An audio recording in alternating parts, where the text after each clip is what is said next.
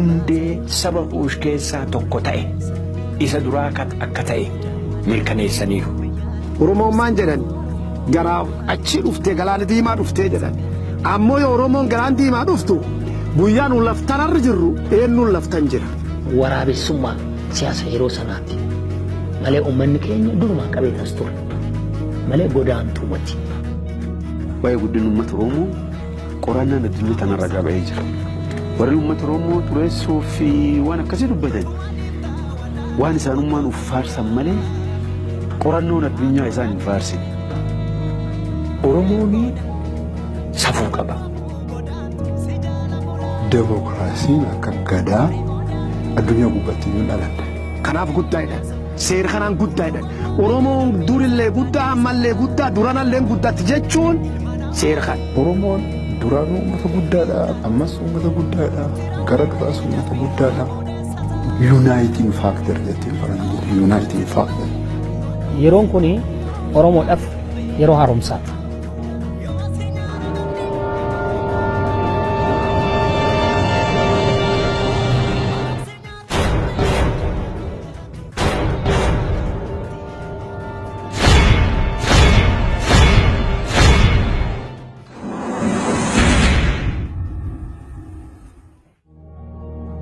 Sabi kuushii naannaa North East Africaadha. Isa keessa waggaa dheeraa gara sulula Abbayyaa kana qabatee gara Sudaan kana immoo Nuubiyaa kana qabatee as keessa tamsa'ee jiraachaa akka ture seenaan sirriitti mirkaneessa. Fakkeenyaaf The Civilization of Africa kan jedhu barreeffamni kuni Professor Hirat kan jedhamu barreeffame waa'ee kuush sirriitti odeessa. Sabi kuush kuni eessaa dhufee eessa jiraachaa ture maal hojjechaa ture kan jedhu bara dheeraadhaaf kuush addana keessa jiraachaa turuusaa mirkaneesseera. Barreeffamni gara biraan kan Afrikaa irratti barreeffame J.D. Fage kan jedhamu qorataan biyya Ingilizii tokko sirriitti barreesseera waa'ee sabaaf sablammoota naannaa kana jiranii keessatti garuu sabi kuush saba bal'aadhaa fi saba hundee qabeessa naannaa kana hanturedhaa jedhee mirkaneesseera. Midhaan nyaataa oomishuudhaan, saawwa horsiisuudhaan kan beekaman Itiyoophiyaan Haayilaandii keessatti jedha saba kuushidha. Hundeeni qaroomina Aksum jedhamu saba naannaa sana jirurratti ijaarame warri Sameetik jedhaman gamaa achi asa dhufan iyyuu malee mootummaa yoo qabatan iyyuu malee hundeensaa jallisaa bu'uurrisaa saba kuush ta'uunsaa mirkanaa'aadha. Kanaafi qaroominni gaanfa Afrikaa keessatti argamu qaroomina kuushirraatii garaagarummaa gatii hin qabnee fi akka qaama kuushitti immoo Oromoon qaroomina sana keessaatii qooda qabaa. Dhaloota Aksum keessaa dhaloota Kiristoos dura bara 220 keessa mootii beekamaa tokko ture afaan Oromootiin kan beekamu jechuudha. Maqaa kabajaa mootii Fantaallee jedhama. Aksum nugusatu keessa jechuudha. Itti aansee immoo mootii ilmi isaa Cilaaloo jedhama. Cilaaloo mootii Cilaaloo. Kun literature isaanii keessaa kan dhufe Kiyyaamuti. Kitaabota isaanii kan naannoo Jabal Owwaa fi Jabal Guraaraatti argame jechuun Suudaanii keessaa literature keessa kan turedha. Indaa'um mootiin Fantaalleen kun Sudaan irratti indaqeewwan jiran keessaa takka Aanolee jedheeti ishii moggaase. Sudaan irratti muuti. Maadaaf Sudaanii fi wannoon dur waliin tiraataa turte Aksum bal'aa waan turteef biyyi Itoophiyaatuun yeroo sanatti jechuudha. Aanoleen achitti muudamte. Maqaa kabajaa ture jechuudha. Aleksaandar inni Giriikii duula gaggeesseen wiirtuu aadaa ummata kuush kan ta'e Aleksaandriyaa yoggaa weeraruu qabeenya firoonotaa yookaan kan kushootaa kan ta'e sammuun guddaan fi beekumsi guddaan diimokiraasii qorannoo addunyaa beekumsa lafaa fi bosonaa kan qabdu Royal Academy kushootaa saaman keessattuu Aristootil barsiisaa Alexander ture qabeenya sanachumaa dugugee fudhatee Ateensis fudhatee deeme beekumsa kushootaa san maal godhe kiyyaa jedheeti an Giriikotaati jedheeti fudhate saame jechuudha isa booda beekumsi Giriikotaa ol ka'aa deemee Awurooppaatti dispaachii ta'e Giriikoo Roomaan waliin ta'uudhaan amma saamichaa fi duula gochaa godhan biyya Nuubiyaa keessatti keessattuu Ijipti keessatti jechuudha sana booda uummanni Kuush sochiisaa hammeenya kanarraa socho'aatuma dhufe karaa Saabaanaa yookaan immoo karaa Afrikaa karaa kibbaatti socho'aa dhufe karaa bahaatti socho'aa bittinnaa dhufe jechuudha. Warri anthropoloojii warri afaan qoratani warri seenaa qoratani gaafa Afrikaa kana keessatti immoo Itoophiyaa keessatti saboota gurguddaa afaan gurguddaa 4 dubbatantu jira jedhaniiti barreessu. Isaan kunis immoo Kushatiik, Semitiik, Niiloo Saharaan, Omotiik kan jedhamu gara kibbaa kana warra jiraatani naannaa Oomoo kan jedhamuun toora galchanii waa'ee afaan isaanii kana waa attamitti maalirratti wal fakkaataa eessatti wali dhufeenya qabaa seenaadhaaf immoo hammam yaada mirkaneessaa maddisiisa jedhanii isa qoratan duukaa bu'een yeroon ilaaluu sabi Oromoo gaanfa Afrikaa kana keessatti isa guddaa guddichaa. Kaabni baha Afrikaa kun Itoophiyaa dabalatee jechuudha biyyoota tulluuwwan itti baay'atanidha. Tulluuwwaniin oggaa qoqqoodaman afaan adda addaa loogaa fi adda addaa uummachaa dhufan. Qoodiinsatu uumame. Qoodiinsa afaanota adda addaatti uummanni kun kana keessaa uummanni Oromoo tokko, Beejjan tokko, Somaaleen tokko, Afaar tokko, Saahoon tokko. Amma kun uummata Kuushotaati. Iddoo baay'eetti qoqqoodame. Oromoon damee Kuush keessa isa guddaadha. Waan Kuush dubbachuu jechuun waan Oromoo dubbachuu jechuudha. Oromoon akka qaama Kuushitti yeroo kaabaa kibbatti dhangala'u sana sabaaf sablammooti biraallee jiru. Addaan utuu hin bahin akka qaama Kuushitti socho'e. Yeroo sana Profeesar Hirat kan jedhamu kuni Konsoo fi Oromoo akka walitti dhiyeenya qabaniitti barreessee ture. Bara dhaloota Kiristoosiin dura bara 3,500 dura jedha. Konsoo Oromoo jedhamanii warri jiraachaa turanii sa'a horsiisanii jiraachaa turanii gara dhoha Rift Valley jedhamu kana isa gubbaadhaa ka'ee goodaa ga'u kana sulula sana qabatanii gad dhangala'anii jedha. Konsoo Oromoo jedhamu akka yuunitii tokkootti jedha akka tokkootti. Oromoon saboota kaaba baha Afrikaa keessa jiran wajjiniin walitti dhufeenya afaan aadaa bifarree walitti dhumsa guddaa qaba. Saboota Marawee keessa jiraatan Sudaan, Nubiyaa keessa jiraatan, Eritraa keessa jiraatan,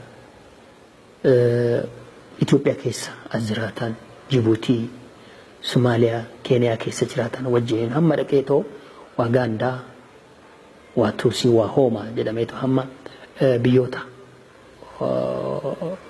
handara lafaa jechuudha hamma dhaqeetoo Madagaskar ka'utti bifaanis aadaadhaanis afaaniinis walitti dhumsa guddaa qaba. Kaaba fi baha Afrikaa uummata jiraatan wajjin jechuudha Oromoon jechuudha. Laga Xaanaa jechuun guddaa. Afaan Oromooti Xaanaa jechuun waan guddaa jechuudha. Waan cimaa guddaa bal'aa jechuudha. Asis naannoo Gojjam keessa kan jiru hara Xaanaati. Harri Xaanaa sun Oromoo tokkumatti kan jiru Oromoota Maccaati karaa kibbaatiin kan jiru warra Guduruuti warra Jaawii Oromoota Jaawii Ndawmi jaawii shimalseen jedhu Gondar keessatti warra dhedheerota warra jaawii jechuudha. Naannoo san kan jiru warra Maccaati. Bahar Daar naannoo sun maal maqaan ishii jedhamte? Dhimmicha waradaa jedhamte ammayyuu. Aanaan sun achi jira harri guddaan lagni guddaan immoo Keeniyaa keessa jira. Laga Xaanaa jedhama. Laga guddaa Atlantic Indian Ocean kan galu jechuudha. So amma sitti qubateeti kan jiru Oromoon amma Arushaatti qubateeti kan jiru isaanuu Boorana sanyii Booranaati. Kana dhaqxanii laaluu abbaan fe'ee hin danda'a dhugaan jirus kana. Kuushitii qabna Oromoo callaadha. Kuushitii uummata baay'eedha. Uummata gara 25-26 kan gahu. Kun hunduu indigenous population North East Africa kana keessattu uummata durumaanuu achi jiraataa ture mal akka amma warri seenaa balleessuudhaaf deemu katabanii mata. Kuushitii indigenous population biyya kanaati. Warri dhugaa barreessanii dhugaadhaan adeemanii dhugaadhaan xiinxalanii saba kana beekanii akka inni hundee saba Kuush keessaa tokko ta'e isa duraa akka ta'e mirkaneessaniiru. Saba Kuush keessaayyuu hundee qabeessa seena qabeessa bal'inaan kan guddate institutionii adda addaa kan qabu. Oromoon dhalataa dachee Afrikaati. Uumamaadha. Seenaa waggaa 10,000 dura warri Oromoon alaa dhufe jedhu kun odoo isaan asin dhufin dura Oromoon jiraata biyya tanaa ture. Keessattuu gaafa baha Afrikaa gadaasaa kana immoo warri kaanis qabuedha. Warri kaanis qabuedha. Geedawoon qaba jedha. Fakkeenyaaf Kuushidha. Sidaamaan qaba jedha. Sumaaleen qaba jedha gadaa kana. Garuu keessatti jedhaas Moroom Laggasee immoo yeroo barreessu waggaa 10 kanii Boorana keessa taa'ee barreesse suni garuu jedha keessatti Oromoon gadaa haareffachuu irratti gadaa cimfachuu irratti sabaaf sablammii hundaa caala jedha. Gadaansaa kuni beekumsaan nami gadi fageessee qorate malee hamma yoonaayyuu biran geenye jedha. Seera Dimookiraasiitiin akka inni bulaa ture namni barreessaan abbaan fedheeyyuu ammayyuu biran geenye ani waggaa 10 qoradhee dhaloonni dhufummoo gara si'achiitti akka inni qoratu nan barbaadaa jedhee barreessa namichi kun. Heewunni as Moroom Laggasee. Sirni gadaa sirni ittiin bulmaata sirna addunyaa kan keessa dinqisiifamu ka mirgaaf dirqama lammii isaa hunda of keessaa qabu. Sirni yoo karaa ammayyummaan wal birqaabanii ilaalan waan kamiifiyyuu waan uummata qaanessan qabne ammayyummaa haa qabu kun cuftinuu waan guddina uummata Oromoo ibsaati. Kanaaf guddaadhaan seera kanaan guddaadhaan Oromoon durillee guddaa ammallee guddaa duranallee guddatti jechuun seera kan war seera qabu guddata. Jaarsi wayyuu seera.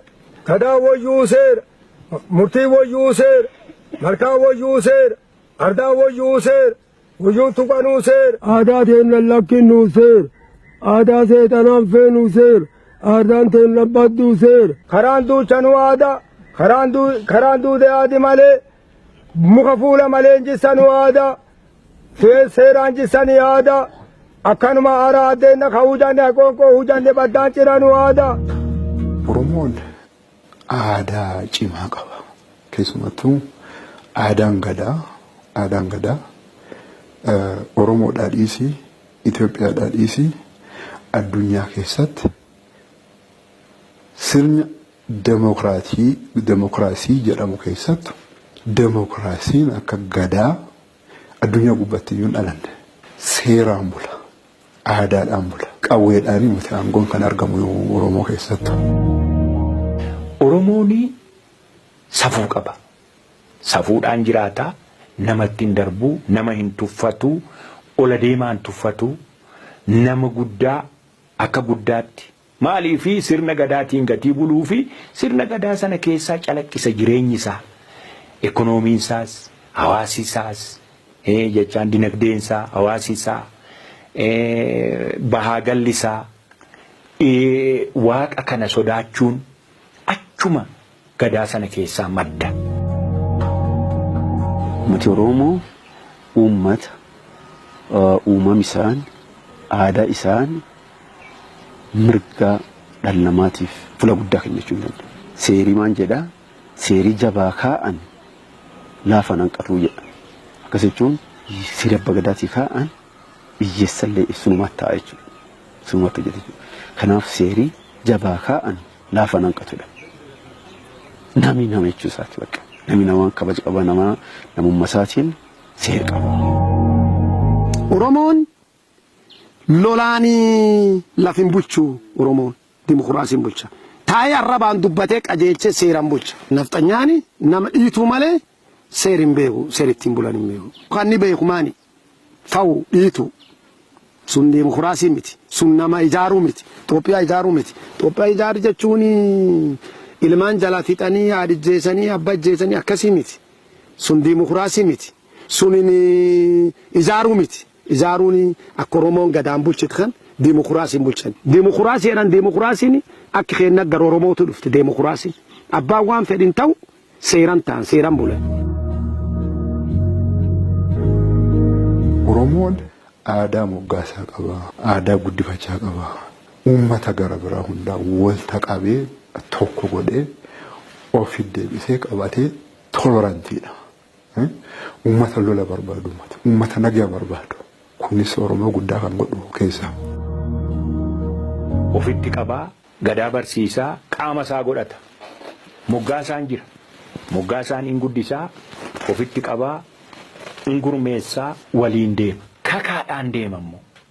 Yeroo ofitti guddisu kana kakaa jira. Yoon du'e naa wajjin duuta. Yoon lole naa wajjin lolta. Yoon kufe naa wajjin kufta. Yoon qabaadhe yoon argadhe naa wajjin argattaa wajjin qabaadhe. Kanadha. Kana jennaan keessan deebi'u. Kakaa keessan deebi'u. Tasa. Namni karaa deemu yoo warra Oromoo dhufe Oromoo yoo dhufanii bultiin kadhatan. Aanaan irraa hin bitatan. Aanaan itti kenna. Nam beel qabu yoo arguu nama garii dhufe gosumfee tataatuti horii qalaafi. Amma yoo horii qaluufi yoo inni as bulu yoo inni waan qabne in gaafata gari eessa dhufteedhee gaafata maan barbaaddi jedhee gaafata yoo inni ammoo waan barbaadu kan ittime horii kennanii mataadan jedhan ilmu tolfatanii gosumfee tataatuti loon itti kennanii an dhuraa kaayaniifi aanallaa itti kennanii waan cuflaa itti kennanii ilmu tolfatan Oromoon ufin nam hin gatu akkasiin ufi qaban. Oromoon achiin nam hin dhiibu namatti hin gamu nam hin barbaadu nama lafisa jiru cufayyuu yaaman. Seerii bulmaataa kan jedhanitti man seerii bulaniin kan seerii bulaniin kan seerii bulaniin kan seerii ilmaa kan seerii kan jedhanitti itti man. Yoo gochi dhibii wal dhibdu dhaqanitti Oromoo kanatti himatan. Oromoon kun nama walti naqu wal xaraarsa. Abbaa gadaatti erganii lichootti erganii nam wal dhabaa yaamanii wal xaraarsani. Gosuufi tan dhiisi gosi dhibii yoo namni dhibiin alaa dhufee walti gamu namni lafisaa walti gamu gumitaa yaamanii wal xaraarsan seerii Oromoon guddatteen kana. Aaloon aaloo dhalti nageenyi aaloo baasaa bakka nagaan duuba aaloon hin baddechisan. Kanaaf qaroomoo qora murkii balleessaa aadaawwa buufatee akkas jechuun akka wal danda'an. Akka murki namni murku walii keessin seenu godhee kaala nam jedhee akka wal nyaatisaatti hin deemu. Karaa biraatiin maan jedhaa dubbiif karaallee aduu arganuu irraa hafan jedha. Dubbiif karaa yeroo kamiyyuu muummee baasuu hin dandeettu. Muummee baasuu dandeettu yoo deemti giddumaatti haftaa aduu arganuu irraa hafanii asuma deebee dhiigilkaan keessa tokko tufanii tokko liqimsanii obsi garsiisa jechuudha.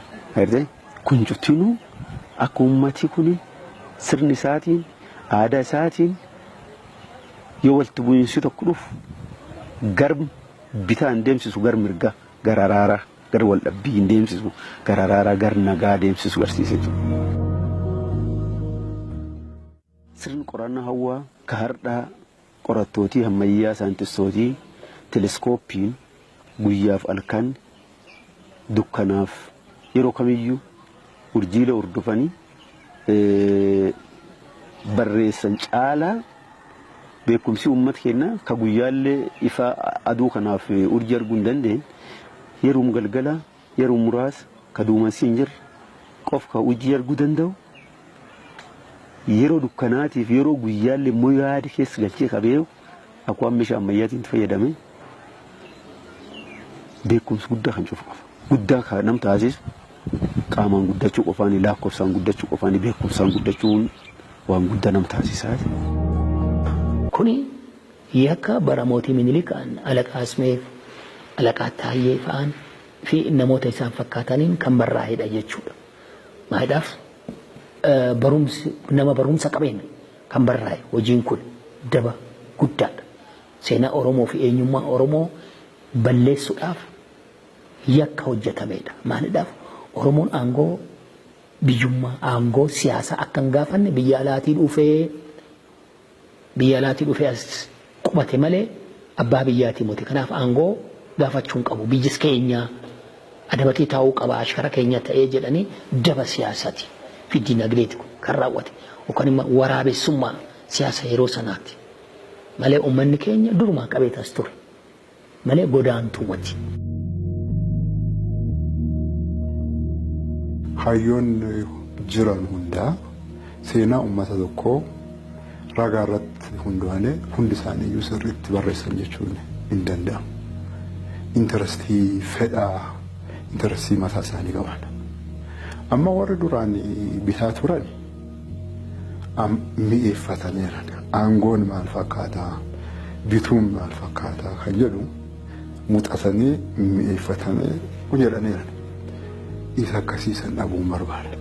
Isa akkasiisan dhabuu waan hin barbaanneef yoo danda'anii seenaa akka Oromoo seenaa akka uummata kibbaa kanaa gadi qabanii mooraalii kee cabsanii amala sibituu barbaadu. Barreeffamni Abbaa Baahiree waan xiqqoo tokkodha. Hudduuba barreessee jedhu nama baay'eetu irraatii waraabbata amma yoonaayyuu. Abbaan Baahiree ani hanan barreessuu jara kanaa hammam akka isaan baay'atan agarsiisuudhaaf jedha Oromoodhaan. Sabi kuni akka bishaaniiti ani ni dhangala'uu jedha. Sochii isaa sana gadaa jalatti gurmaa'ee inni loolu sanatti isa akka bishaanii namarra yaa'aa jedha. Kan keenya iddoo 10tti rameera. Jarri kun garuu dubartiin hin haftuu dhiirri nafuu ijoolleen hin hafuu akka muca buusii nutti ka'uu kanaafi nu mo'atanii jedhee dubbata. Eessaa dhufan jettanii yoo na gaafattaniidha. Laga biyya isaanii ce'anii nutti dhufaniidha. Laga isaa kana nutti himne. Jamaa ce'ani moo? Kunoo qabbannaa ce'ani moo? Isa kam akka inni ta'e hin himu. Garuu kan inni kan keessaa nu mirkaneessu laga biyya isaanii ce'anii dhufan yeroo inni jedhu addanumata akka inni ta'e nutti ibsa. Laga biyya isaanii ce'anii dhufan yeroo jedhu. Maal inni lagichas argeera biyya isaaniis beekaa jechaadha. Kanaafi yeroo seenaadhaan ija seenaatiin ilaallu isan akka jedhe kana nummoo qajeeshinee biyyi isaanii yoo asuma ture diidaayyuun dhufnee isa jedhu keessaa waraabbanna nummoo. Amma jaarraa 15ffaa jechuun amma jaarraa 16ffaatti amma bara 1543 fi 50tti falmii guddaatu naannoo kana ture uummata Oromoo saba isaa qooddachuudhaaf qabeenya isaa saamuuf humna ofii cimsanii wal balleessuudhaaf qabsoo godhamaa turedha biyya kana keessatti dhugaan jiru kana. Walakkeessa jaarraa 15ffaa irraa jalqabee haga jalqaba jaarraa 16ffaatti yeroon sun hoggantoota Oromoo hoggantoota sirna gadaatiif baay'ee rakkisaa ture. Diina lamaan meeshaa ammayyaa hidhate kana akkamitti dura dhaabannaa biyya abbaa keenyaa akkamitti baraarraa sirna gadaa akkamitti eegnaa waan jedhutu ture. Dhiibbaa garmalee bara 13 fi 20 keessa yeroo Amda Tsiyoon warra gaaraa gurmeessee gadi dhufe sana jalumaat siqaa of gurmeessaa jalumaasiqaa of gurmeessaa deemanii bara 1522 keessatti Oromoon hin socho'e.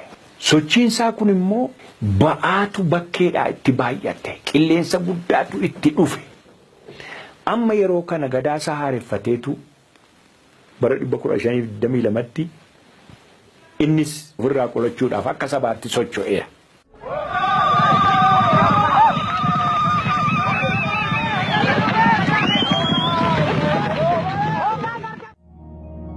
Warra ofii isaaniitii alaa dhufettu kan isaanii dhoksuudhaafi Oromoonis alaa dhufee abbaa biyyaatii mootii biyyi kun kan isaatii mootii warra jedhu barbaadu.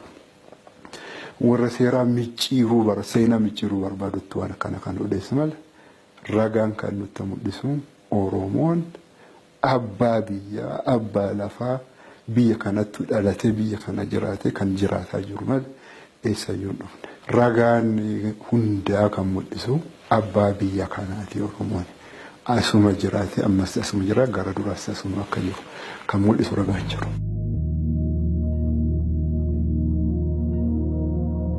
Yikunu amlaak kan jedhamu mootummaa Solomoonaawii riistoorii kan godhe namni beekamaan seenaa mootota Solomoon kan jedhamu riistoorii godheetu agawutirraa fudhate. Yikunu amlaak haatisaa hawwii caalaa jedhamti. Intala Azzaaj caalaati. Azzaaj caalaan mana agaw keessatti Azzaajoo kan immoo abbaa waraanaa olaanaa ture kanaaf Azzaaj jedhama. Intala isaatirraa dhalate Yikunu amlaak hawwiirraa. Kuni jarra 13ffaa keessa bara 1270 keessa aangoorra kan ture jechuudha.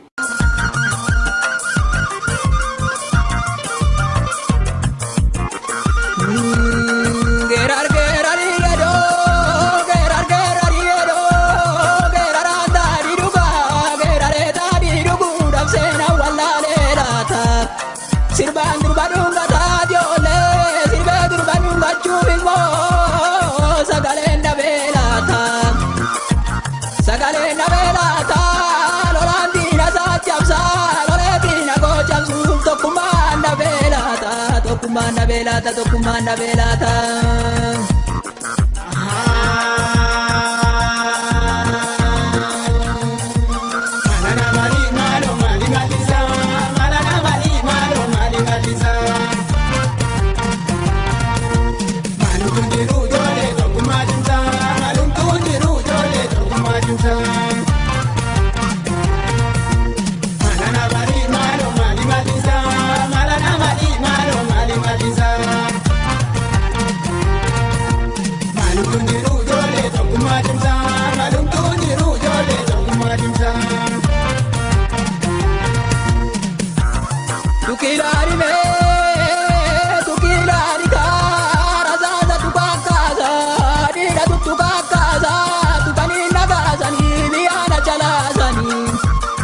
Namni biyya bayaa ijoollee michiisa malee rafu guyyaa eegdi malee haalotoo nambaa roorrifamee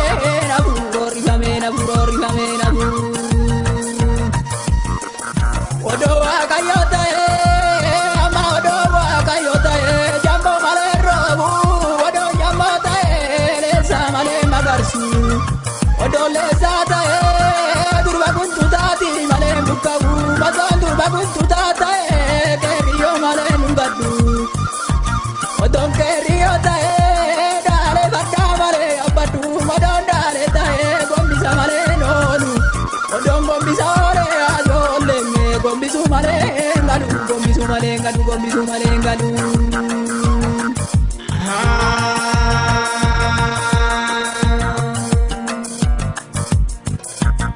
Ramoji jirbito ba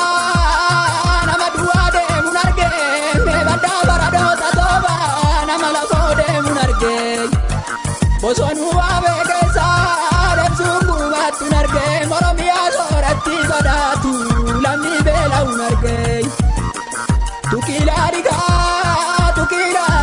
raza tukakaza dira tukakaza tukani nakazani biana chalazani namni biya baya jole michi zamale ragu guya edi male aloto namba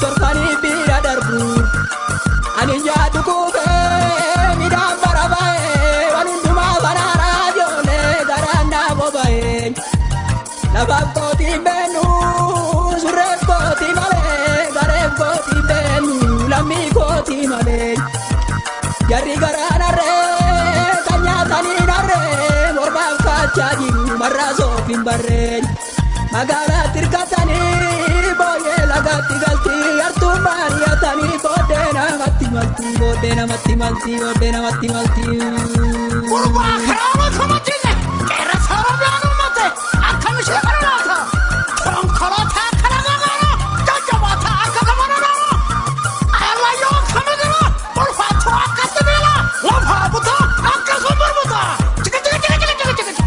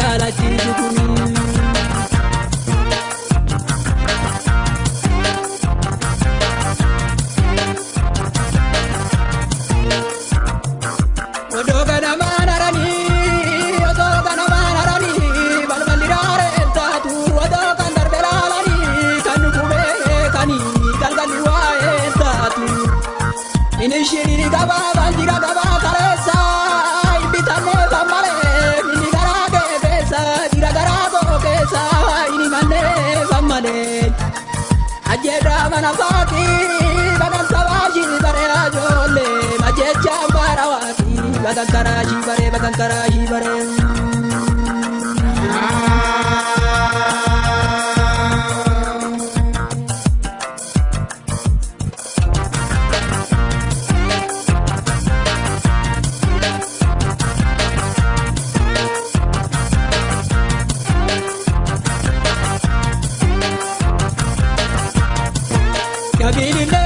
Abilile